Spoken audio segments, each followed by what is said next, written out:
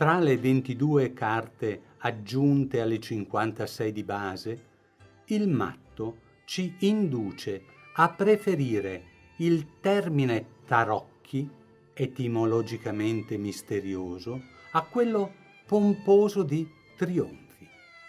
Il papa, l'imperatore, l'imperatrice, la papessa, tre delle virtù cardinali, opportunamente è assente la prudenza, in un gioco d'azzardo per nobili, volgarizzato nella cartomanzia. Segue l'amore, il carro trionfale, la ruota della fortuna, poi un trio silenzioso, l'eremita, l'impiccato e la morte. Completano la sfilata il diavolo, la torre, la stella, la luna ed il sole. L'angelo del giudizio è il finale. Se quelli di Carlo VI di Francia sono tra i più preziosi, non tolgono il primato all'origine conteso tutto in Italia, tra Milano, dei Visconti, e Ferrara, d'Ercole d'Este. Probabilmente, in verità, nacquero a Cremona, dipinti da Bonifacio Bembo nella prima metà del XV secolo. Si attribuiscono agli Zavattari quelli per l'ultimo dei Visconti, Filippo Maria, che morì nel 1447. Certo è che furono il frutto giocoso del Rinascimento italiano e che si diffusero rapidamente a sud, a Napoli, allorché Ercole sposò Eleonora d'Aragona, ed in Sicilia, ove nel tempo aggiunsero altre due figure, tra cui il seme di Danari, solare, come l'arancia, qualità tarocco. Tra quelli francesi, famosi sono quelli di Besançon, nonché quelli di Marsiglia. In Germania il gioco prese una piega divinatoria.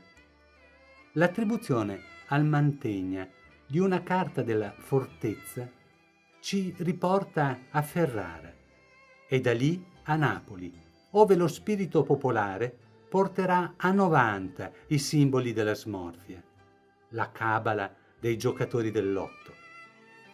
A Roma, Renato Gottuso realizzerà stampe in serie limitata, attualizzando i personaggi magici degli arcani maggiori e minori. Sono 78 carte, ne racconteremo alcune. Il mondo, il cui governo aveva massimo valore per Pio II, sembra finito nelle mani di criminali. Un inferno in terra, cui neppure gli innamorati possono sfuggire. Il matto, l'anomalia tra i trionfi, con la testa in tenebrose nubi, in pigiama da nosocomio, gode della libertà di sogno. Un papa esagitato esorcizza, anziché assolvere, la femmina che per sua natura incarna il male. Che tutto il male non venga per nuocere lo illustra il magnate che per Satanasso ne accoglie 2 a piene mani. La papessa in versione con tutina verde ed i fedeli serpenti in testa, o, se si preferisce, in versione sadomaso. Ci consente questa una digressione. Suor Manfreda Sforza fu effettivamente eletta papa da una setta eretica e poi bruciata come strega nel 1300.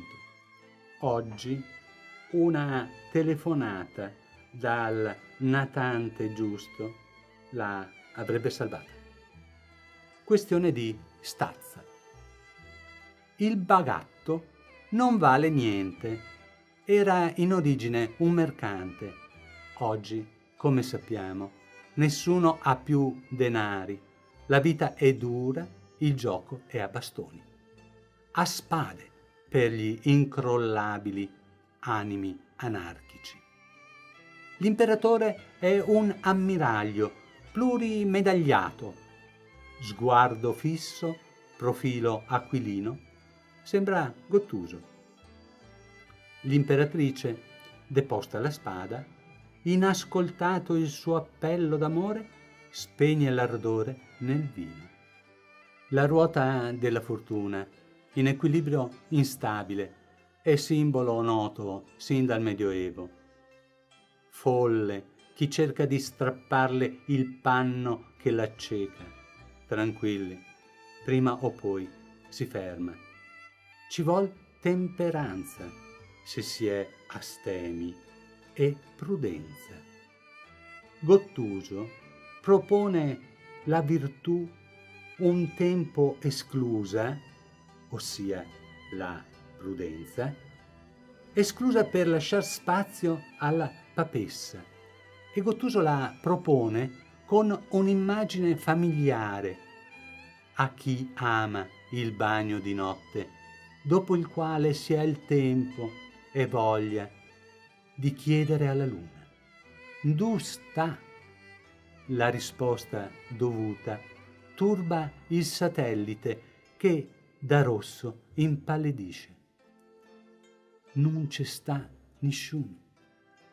E lei si infuria, ci vuol forza per dirigere l'orchestra. L'uomo è lo stesso della foresta. Dal cavallo è passato all'auto. Ma la sfida continua, con formale correttezza. La preda, la solita. La donna, l'amore, la festa. Se è un baccanale è meglio, purché al mattino il sole cancelli ogni traccia. Esso o il re di danari. Il malinconico riflessivo è fuori gioco. Il cavaliere romantico è patetico. Fuggire nella natura, sperando di trovar purezza, è con lei, anzi loro, a mirar le stelle? Intanto la torre, ultimo riparo, brucia. Impossibile l'arrocco. La regina è indisponibile a continuare il gioco. Cribio è la morte. A questo punto mi ci gioco il tutto per tutto. Finisco il vino e mi impicco, oppure mi do alla finanza con l'indifferenza d'un flaner di lungo corso. Di lungo corso corsaro, nato con la camicia, cresciuto ad Harvard, veggente a Wall Street.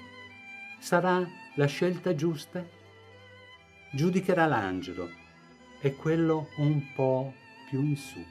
La partitura è finita. A chi tocca il mazzo?